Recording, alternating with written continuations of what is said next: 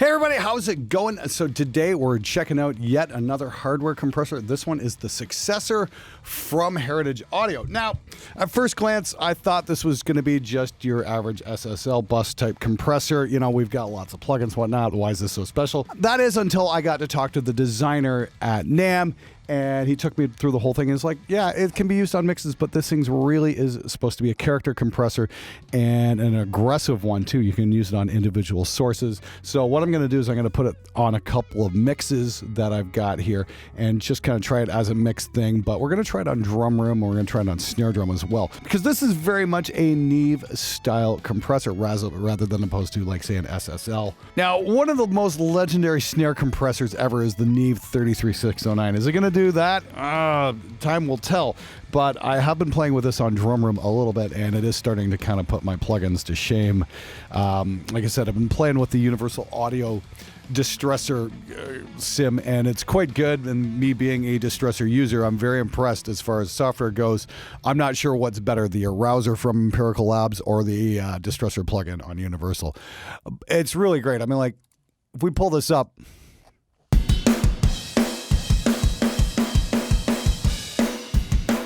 yeah, there's the raw tracks. I mean, like, it's aggressive. It's great. Watch what happens when we put on the Arouser.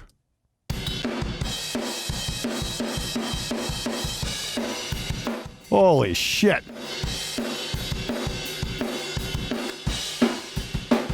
Just a little in and out comparison there. Hey, Beavis.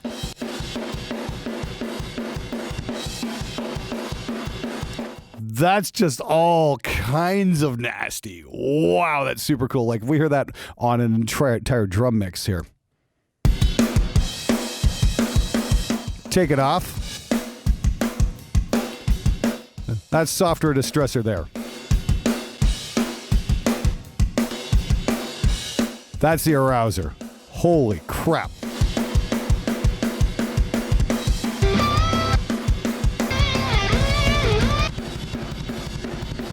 That is impressive. This is about as easy as it gets. I mean, I'm pretty impressed. Simple controls, just amazing results. Take a look at this. So we got our threshold. We're just going to kick in how much compression we're getting here. Attack or ratio control. Nice and gentle. We can take the output back. We were getting pretty aggressive there. Crank the ratio down. Tack time.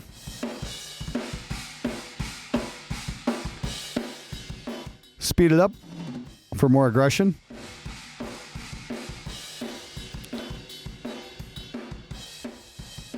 Slower attack time. Go auto attack time. This is more for a bus compressor here.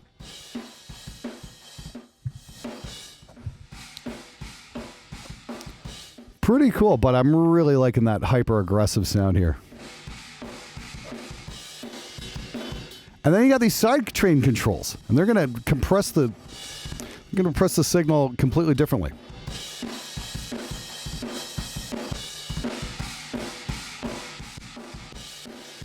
That's getting really aggressive there. That's so cool. And then just compressing everything over 5K there. Now, we can also blend in the amount of compression we want. So we can still have, really spiky and just blend in this insanity here.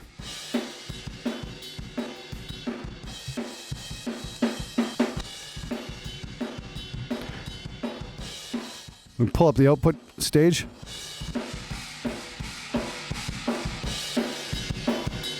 Put that in the mix with the rest of the drums.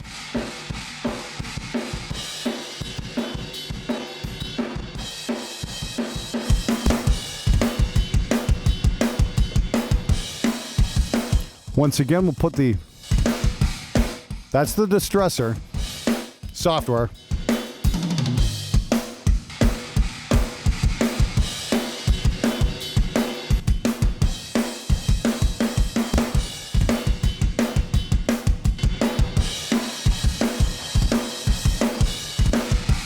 Okay, that's just all kinds of craziness. I absolutely love the sound of this on a drum room. Holy crap. That is seriously might become one of my absolute favorite drum room compressors ever, because wow, is that ever aggressive. And that just screams rock and roll. That is absolutely amazing. Well done, Heritage Audio. That's really cool. Okay, so just to show what's going on here with the snare drum. Here's the snare raw. Here was the UAD Neve 3309 I had on, which is great. But if I put the arouser on, it's just holy crap. Let's hear that in the whole drum mix.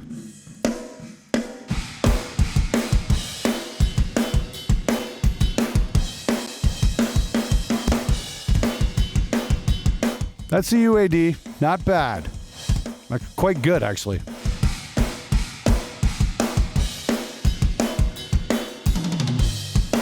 But the arouser, holy smokes, it's just got a little bit more smack to it.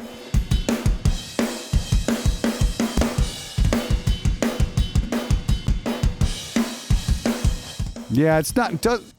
The software is nice, but the hardware just seems a little more out of control, a little bit more rock and roll.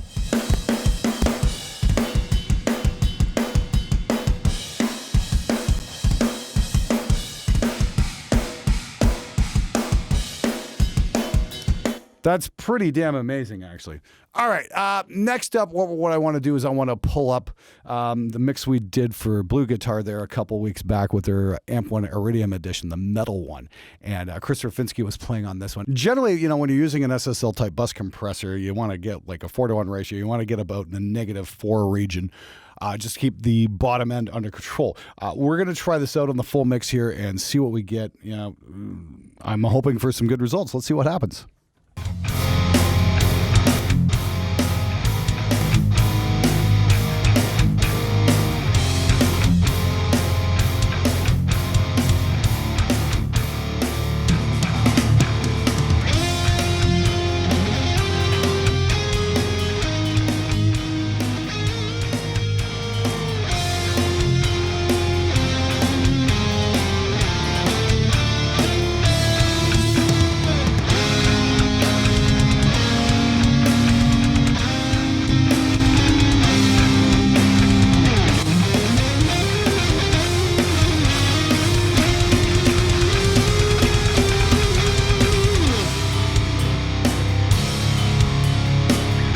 Now on the full mix, I'm definitely digging the automatic release 2, ratio 4-to-1, and the slowest attack we've got. Now I'm just kind of starting to play around with the side chain scenes, which works a bit better, which seems a little more transparent. One more time.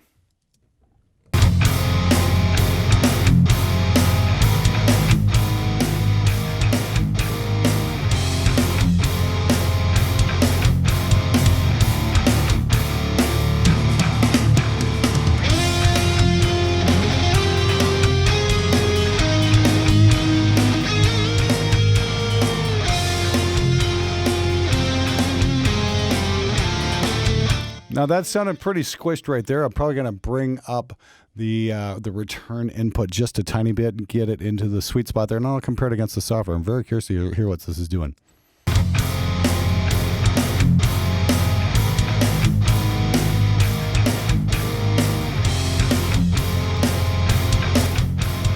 Oh man, that's the software right there.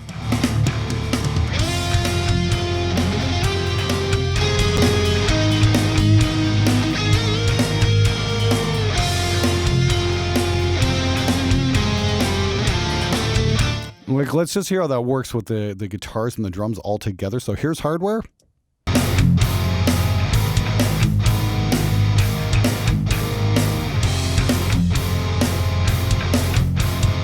And then here's the software.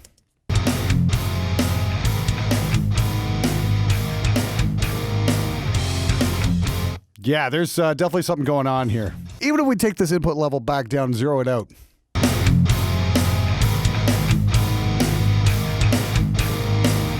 Compared to the software, there's no difference. The guitars are cleaner. The whole thing's a little bit louder.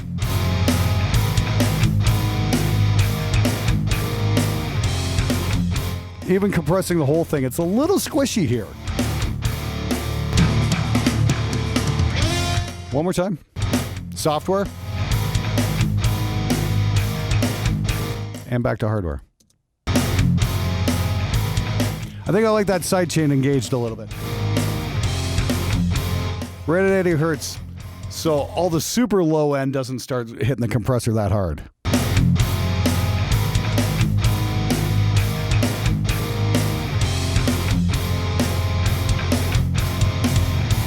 That's really impressive. Software, hardware. Wow.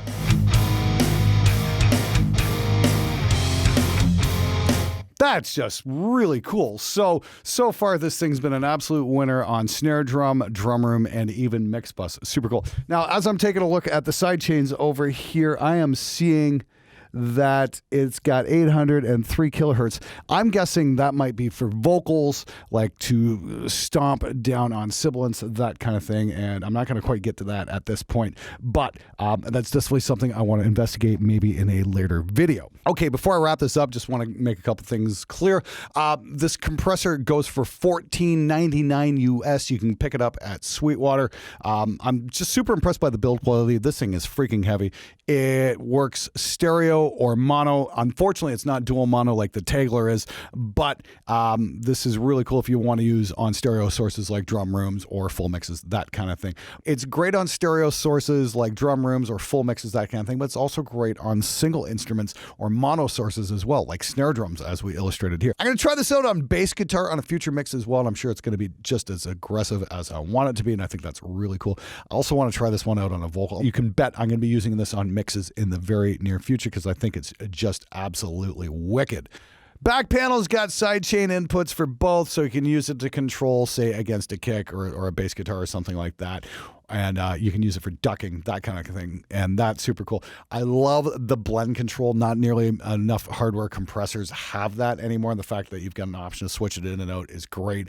And all in all, I got to say, I just love the whole build quality of the thing, the clickiness of the knobs. You get that feedback. You know what's going on. You know where it's at. The controls are dead simple, and it's really easy to dial in. So bottom line, Heritage has an absolute total winner here. This thing is hyper aggressive yet smooth enough for full mixes. I think it's super versatile, and it would be a great addition to anybody's rack. At $14.99, it's not horribly expensive. I mean, like, I got my first Distressor for $13.50 like way back in 2003, I think. So it's not out of reach for a lot of people. It would definitely be worth saving up to get your hands on one. I'll have some links in the description below. You can check out Heritage Audio, or you can pick it up at Sweetwater. Anyway, thanks again for watching, and until next time, get out there and make some metal, motherfuckers.